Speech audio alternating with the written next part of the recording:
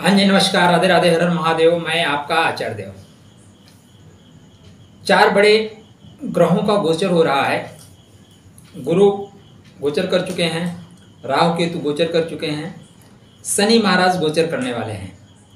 तो चार बड़े ग्रहों का असर हमारे ऊपर क्या होगा और हमारे भारतवर्ष के ऊपर क्या असर पड़ेगा, यह भी जानना हम लोगों के लिए आवश्यक है। अगर आप जिम्मेदार नागरिक हैं तो राष्ट्र के बारे में सोचेंगे, राष्ट्र हित के बारे में सोचेंगे, राष्ट्र हमारा प्रगति करे जिससे हमारी प्रगति हो, राष्ट्र हमारा सुरक्षित रहे, कहीं यूक्रेन जैसी स्थिति न बन जाए तो फिर आपके पास कितनी भी धन संपदा है कोई मतलब नहीं रह जाती। तो शनि महाराज की गोचरीय स्थिति, गुरु की गोचरीय स्थिति, राहु केतु की गोचरीय स्थिति क्या भारतवर्ष की कुंडली में दर्शा रहा है 2022, 2023। शनि की बात करें तो 2024 और 2025 मार्च तक शनि महाराज भारत के लिए क्या फल देंगे उसकी जानकारी लेंगे। तो वीडियो स्टार्ट करें इसके पहले विनम्र निवेदन है कि मुझे सपोर्ट करिए, मेरे चैनल को सपोर्ट करिए, चैनल को सब्सक्राइब करिए। वीडियो आप देखेंगे, पसंद आएगा तो वंदे मातरम जरूर लिखिएगा, नहीं पसंद आएगा तो छोड़ दीजिएगा। भारतवर्ष की बात करें तो भारतवर्ष 15 अगस्त 1947 जो स्वतंत्र भारत की कुंडली बनती है, वृषभ लग्न की कुंडली बनती है। शुक्रवार का दिन आप पाएंगे, त्रयोदशी कृष्ण पक्ष, पुष्य नक्षत्र, पुष्य शनि के नक्षत्र, और पुष्य को सर्वश्रेष्ठ नक्षत्र की संज्ञा से विभूषित किया गया। पुष्य मतलब पोषण देना, पुष्य मतलब खुद खाना, दूसरों को खिलाना। एक गाय होती है ना, उसका सिंबल है गाय, दूध देती हुई गाय। गाय अगर 10 लीटर दूध देती है तो अपने बछड़े को कितना पिलाती है? आधा लीटर, 1 लीटर। शेष 9 लीटर जगत के कल्याण के लिए दान करती है, दे देती है। उसी तरह भारतवर्ष जब भारत स्वतंत्र हुआ तो वहां पे जब कुंडली बन रही तो पुष्य नक्षत्र आ रहा है। पुष्य नक्षत्र मतलब पोषण करने वाला। अपने जितने भी इष्ट मित्र हैं, पड़ोसी देश है, सभी का भारत पोषण करेगा। अब उनका दुर्भाग्य है कि वो पोषण ना ले पाए, यह एक अलग चीज है, लेकिन भारत तो पोषण करेगा, छोटे भाई की तरह उनकी देखभाल करेगा। अब यहाँ पे बात करें लग्न की, तो लग्न जो है वो कृतिका नक्षत्र में है। कृतिका मतलब सूर्य का नक्षत्र है, तो भारत पलटवार भी करेगा। आवश्यकता पड़ेगी तो फिर 1971 हो या 62 हो, कारगिल युद्ध हो, या अभी जो सर्जिकल स्ट्राइक हो, इस तरह की चीजें भारत करेगा, क्योंकि कृतिका नक्षत्र में है, सूर्य के नक्षत्र में, तेज नक्षत्र में है। अब यहाँ पे नक्षत्र जो पद है उसमें नवांशा में शुक्र लग्न है, शुक्र की वृषभ लगन है और नवांश अधिपति भी शुक्र है, इसलिए भारत ज्यादातर क्या शांत रहता है। वृषभ, वृषभ मतलब बैल, बच्चे उसके ऊपर चढ़ जाते हैं, छेड़खानी करते हैं, सींग घुमाते हैं, माला कर देते हैं, लेकिन भाई बहुत तंग होगा तो सींग भी मारेगा, लात भी मारेगा, उसके बाद उसका खौफ विद्यमान हो जाएगा। तो ऐसी स्थिति बन रही है। और अब बात करें लग्न में ही राहु, तो कुंडली आपके सामने लगी है, आप चेक कर सकते हैं, देख सकते हैं, बगल में मेरी लगी है। तो यहाँ पे आपको नवग्रहों की स्थिति को देख पाएंगे। ज्यादा चर्चा नहीं करेंगे, अभी हम वर्तमान में जो ग्रह गोचरी स्थिति चल रही है उसकी चर्चा करेंगे।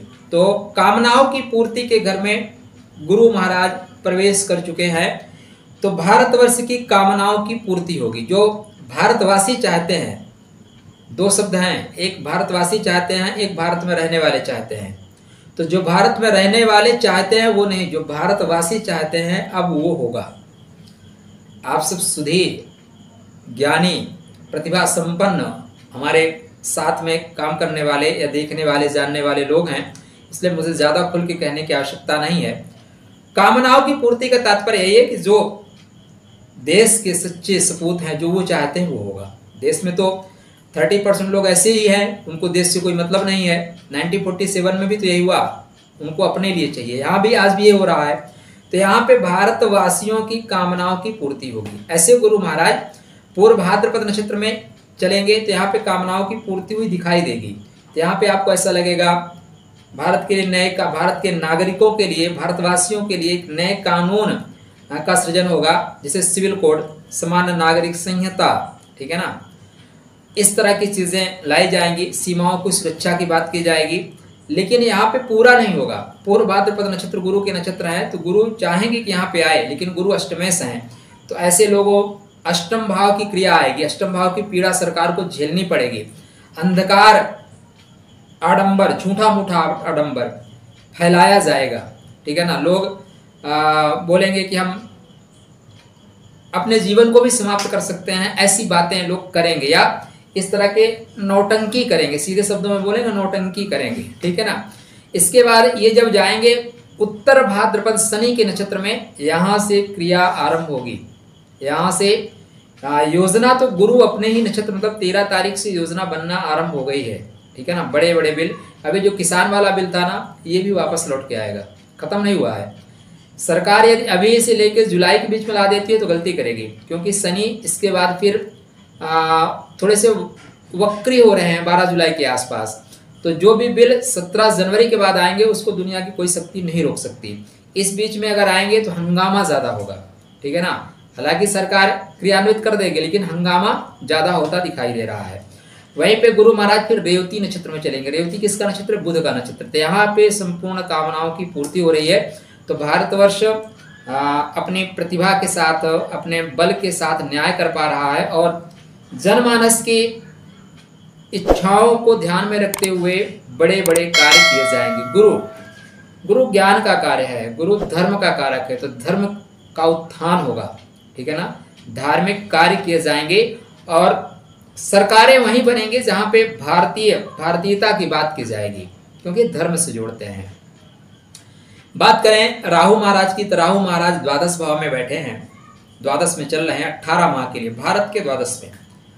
तो द्वादश मतलब विदेश, विदेश का मतलब विदेशी मीडिया, विदेशी ताकतें षड्यंत्र करेंगी। क्या करेंगी? षड्यंत्र करेंगी।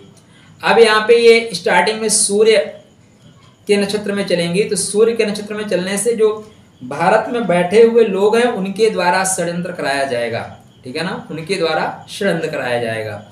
फिर भरणी में चलेंगे, तो भरणी में क्या होगा? भारत के जो शत्रु हैं, आंतरिक शत्रु हैं, जो भारत में घुसपैठिए बैठे हैं, उनके पास व्यापक मात्रा में धन संपदा, विपन्न वगैरह इत्यादि पहुंचाए जाएंगे। इस तरह की स्थितियां होंगी। वहीं पे अश्विनी नक्षत्र में विस्फोटात्मक स्थिति से भारतवर्ष को गुजरना पड़ेगा। राहु का जो अंतिम चरण है ना, वो थोड़ा सा दुर्घटनात्मक होगा। यहाँ पे ना चाहते हुए भी सेना पे आक्रमण होंगे, विस्फोट किए जाएंगे, आग लगाई जाएंगी, इस तरह की चीजें। अब ये होंगे कैसे? तो देखिए, केतु जो है केतु के नक्षत्र में चलेंगे और भारतवर्ष की कुंडली में केतु सप्तम भाव में बैठे हैं। तो ऐसे लोग जो स्त्रियोचित हैं, जो केतु को बोला गया है शिखंडी, क्या बोला गया है? शिखंडी, एक वर्ड होता है शिखंडी। तो केतु मतलब नपुंसक टाइप लोग। नपुंसक कौन है? नपुंसक का तात्पर्य राष्ट्रहित में अगर बात करें ना, तो नपुंसक वो नहीं है जो ताली बजा के पैसा मांगता है राष्ट्रहित में। नपुंसक वो स्त्री पुरुष नहीं है, बल्कि नपुंसक वो हैं जो राष्ट्र की बात नहीं करते, जो राष्ट्र को कमजोर करते हैं। एक वर्ड है सेकुलर। तो वास्तव में नपुंसक मतलब वही। तो केतु यहाँ पे बैठा है, तो केतु नपुंसक के द्वारा, नपुंसकों के द्वारा ये प्रॉब्लम क्रिएट कराएगा राहु से। मतलब राहु इन लोगों को सपोर्ट करेगा और ये लोग यहाँ पे बैठ के परेशानी क्रिएट करेंगे, सुख सुविधाओं में विघ्न पैदा करेंगे। तो राहु ऐसी समस्या दे के भारतवर्ष की कुंडली में जा रहा है। केतु की बात करें तो केतु खष्टम भाव में शत्रुओं का नाश करने के लिए कृत संकल्प है, लेकिन है क्या? ये मंगल का प्रतित्व लेते हैं, मंगल जैसे फल देंगे। अतः मंगल आप इस भारतवर्ष की कुंडली में सप्तमे से सुख का सुख है, तो सुख का आंतरिक जो सुख है उसका व्यय हो रहा है। मतलब लोगों के अंदर एक बेवजह तनाव पैदा होगा। सुख के सामग्रियां तो होंगी, लेकिन लोग अपने आप को सुखी महसूस नहीं करेंगे। जैसे 20 रुपए का गुटखा खा लेंगे दिन में 5 बार, लेकिन रोना रोएंगे कि पेट्रोल और डीजल बढ़ रहा है। बस ऐसे ही मूलभूत जो चीजें हैं वो उनको उपलब्ध रहेगी, लेकिन रोने के लिए कोई ना कोई बहाना चाहिए। तो ऐसी स्थितियां केतु यहाँ पे क्रिएट करेगा। और इसमें बड़े आगे कौन बढ़ेंगे? शिखंडी टाइप लोग, नपुंसक टाइप लोग। नपुंसक की संज्ञा याद रखिएगा। इसके पश्चात ये केतु महाराज विशाखा में चलेंगे, गुरु के नक्षत्र में चलेंगे, तो स्टार्टिंग में प्रॉब्लम क्रिएट नहीं करेंगे। जब ये स्वाति नक्षत्र में चलेंगे, राहु के नक्षत्र में चलेंगे, तब प्रॉब्लम क्रिएट करेंगे। अंतिम में मंगल के नक्षत्र में चलेंगे, तो यहाँ पे अपने आप को ये संभाल लेंगे। ऐसे संभालती हुई स्थिति दिखाई दे रही है कि यहाँ पे अपनी स्थिति को संभाल लेंगे। अब इसके पश्चात हम बात करेंगे सबसे महत्वपूर्ण ग्रह शनि महाराज।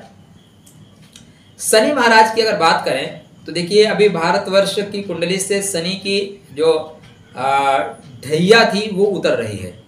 ठीक, शनि अभी मकर में थे तो 7वीं दृष्टि कर्क पे पड़ रही थी, चंद्रमा पे पड़ रही थी, तो वो तनाव उतरेगा। लेकिन 12 जुलाई से 17 जनवरी के आसपास तनाव फिर रहेगा, तनाव बढ़ेगा।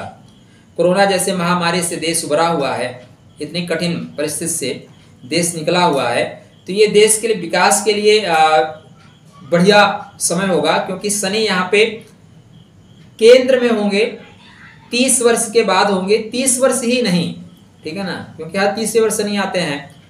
यहाँ पे गुरु की जो युति है, गुरु कामनाओं की पूर्ति में है, शनि अपने मूल त्रिकोण राशि में, ये युति अभी नहीं मिली थी, ये दोनों शनि और गुरु की युति नहीं मिली थी। तो ये जो युति मिली है इसमें देश का विकास बहुत द्रुत गति से होगा। शनि महाराज न्यायाधीश हैं, न्याय के कारक हैं, तो जिन्होंने कर्म किया है उनको शनि फल देंगे, जिन्होंने कांड किया है उनको शनि पनिशमेंट देंगे। न्यायाधीश हैं, कोई बचेगा उचेगा नहीं। अभी देखिएगा जितने देशद्रोही हैं उनकी लिस्ट तैयार हो रही है, जो ग्रह बता रहे हैं, और इनको दंड जो है नेक्स्ट ईयर जनवरी के बाद देशद्रोह का इनके ऊपर चलेगा। जितने भी देशद्रोही हैं इनकी प्रॉपर तरीके से कोडिंग होगी, लिस्ट बनेगा और इनको देशद्रोह के मुकदमा का सामना करना पड़ेगा। शनि महाराज न्याय के साथ स्वामी है, अतः न्याय करेंगे। मूल त्रिकोण राशि में प्रवेश कर रहे हैं और यहाँ पे योग बना रहे हैं सस योग, पंच महापुरुष योग में से एक सबसे महत्वपूर्ण राज योग है जिसको बोलते हैं सस योग। तो भारतवर्ष की कुंडली में 30 माह सस योग का आएगा। कितने माह? 30 माह सस योग का आएगा। तो आप कह लें कि मार्च 2025 तक की जो स्थिति है वो भारत को अस्थायित्व प्रदान करेगा। 12 जुलाई से 17 जनवरी तक थोड़ी अस्थायित्व में परेशानी रहेगी, 2022 से लेकर 2023 की स्टार्टिंग तक। उसके बाद भारत को अस्थायित्व प्राप्त होगा। अस्थायित्व का तात्पर्य है कि अगली सरकार जो भी बनेगी पूर्ण बहुमत से बनेगी, वो देश को सपोर्ट करने वाली होगी, देश की सीमाओं का रक्षण करने वाली होगी, देश की जो आन मान सम्मान है उनका ध्यान रखने वाली होगी। सस योग अगर आपकी कुंडली में बनता है, जातक कुंडली में बनता है, तो शास्त्रकार कहते हैं कि व्यक्ति जमीन से आसमां तक का सफर करता है, वो कुंदन बनने की ओर अग्रसर है, उसको तपाया जा चुका है, तो भारत तप चुका है। अब भारत उठ खड़ा होगा शनि के सस योग में। एक महत्वपूर्ण चीज और अगर आप देखें ना, मजे की बात यह है कि पुष्य नक्षत्र से शनि स्टार्ट किया है, ठीक है ना, पुष्य नक्षत्र से शनि स्टार्ट किया है भारतवर्ष की कुंडली में, और शनि अपनी अपनी मूल त्रिकोण राशि में जाएंगे, ठीक है ना, शनि मूल त्रिकोण राशि में जाएंगे। और शनि स्टार्ट कहाँ कर रहे हैं? धनिष्ठा नक्षत्र में, मंगल के नक्षत्र में। तो शनि स्टार्टिंग में पराक्रम दिखाने की कोशिश करेंगे। तो हो सकता है जो मेरी प्रेडिक्शन है उसके अनुसार सरकार बड़े बड़े बिल 2023 के जनवरी में लेके आ रही है। लेकिन हो सकता है कि धनिष्ठा नक्षत्र, चूंकि मोदी जी की वृश्चिक लगन की कुंडली है, अमित शाह जी की कन्या लगन की कुंडली है और उनके शनि कष्टम भाव में चल रहे हैं, अतः वो हो सकता है बिल मई या जून में ही ला दें, जून में ला दें।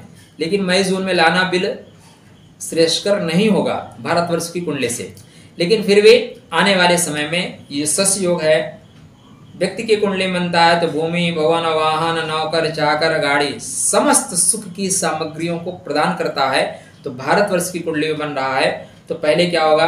पहले घर बनाते हैं तो चारों तरफ सफाई करते हैं, तो अंदर की सफाई होगा। शनि 2.5 वर्ष कर्म करने वालों को फल देगा, कांड करने वालों को दंड देगा।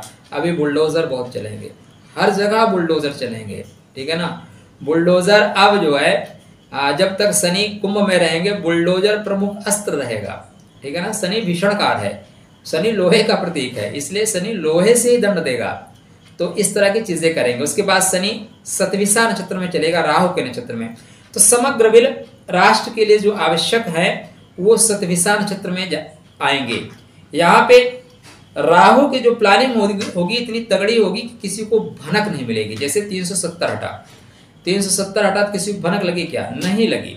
राहु इतना बढ़िया प्लानिंग करता है और बात करें ना तो मोदी जी की कुंडली में खष्टम भाव में राहु चल रहा है, शत्रुहंता योग का निर्माण कर रहा है, शत्रुओं को खत्म कर देगा। उनके कुंडली में चतुर्थ भाव में शश योग चल रहा है, तो वो देश को, राष्ट्र को निरंतर ऊंचाई की ओर ले जाएंगे। तो जो शनि का शश योग है, यहाँ पे सरकार के लिए, देश सरकार के लिए नहीं, देश के लिए जो अत्यंत आवश्यक कानून है, जो नियमावली है, जो संविधान में लिखा हुआ है, एक देश एक संविधान, ठीक है ना, एक देश एक व्यवस्था, एक देश एक कानून, न कोई छोटा न कोई बड़ा, न जाति के आधार पे आपको वेटेज मिलेगा, न धर्म के आधार पर आपको वेटेज मिलेगा। ये शनि सारी व्यवस्थाओं को 30 माह के अंदर पूरा करता हुआ दिखाई दे रहा है। तो भारत में इसके बाद विकास की लहर दौड़ेगी। तो शनि की जो गोचरीय स्थिति है वो हम सब भारतीयों के लिए, भारतवर्ष के लिए किसी वरदान से कम नहीं है। कारण गुरु की कामनाओं के घर में गोचर करना और शनि का मूल त्रिकोण राशि में आना, यह संयोग बार बार नहीं बनता, हर 30 साल में नहीं बनता, बहुत समय लगता है।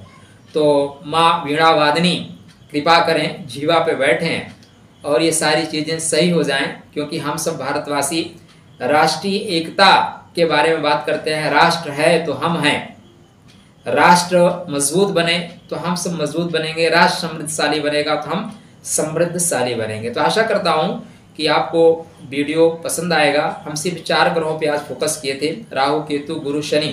तो ये 4 ग्रह बता रहे हैं कि भारत की जो विकास की गति है द्रुत गति से आगे बढ़ेगी। तो अगर चैनल को आपने सब्सक्राइब नहीं किया, चैनल को सब्सक्राइब कर लीजिएगा।